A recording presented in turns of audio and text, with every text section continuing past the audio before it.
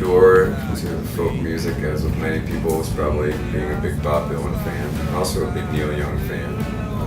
But Bob Dylan I really got into sometime around college age, and eventually when I kind of did everything I felt like I could do with that, and I started reading about him a lot, and I started learning about his influences and just kept going back and going back. So the first place you stop is Woody Guthrie, and then that goes back to Jimmy Rogers and the Carter family, and there are just all these great blues musicians and country musicians. It's just like an endless search for me. So it's something that's not just a big part of my life this weekend, it's a big part of my life, period. I've been reading about the Newport Folk Festival just as an accidental relationship with so many of the people that I love that played there. I love like Howlin' Wolf and Johnny Cash and all these blues artists that were rediscovered in the 60s and they were brought to Newport Folk to play for all these people that had only heard about them. Like Newport was where they brought them to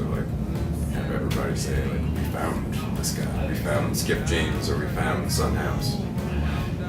That was like their big kind of coming out party. There was one set, the very first year I went, I'm not sure what year it was, but Conor Oberst, Jim James, he was called Jim James at the time, and M. Ward did a set all together. They had like an hour and a half, kind of like towards the end of the daylight. I think it was second to last from the headliner.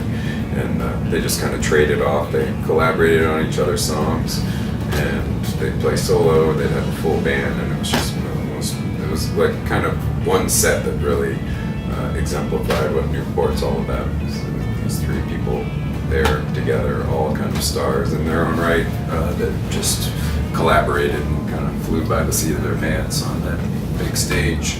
I think there's a theme of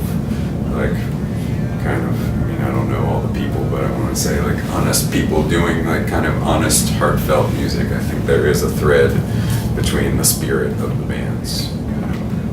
Outside, she's standing in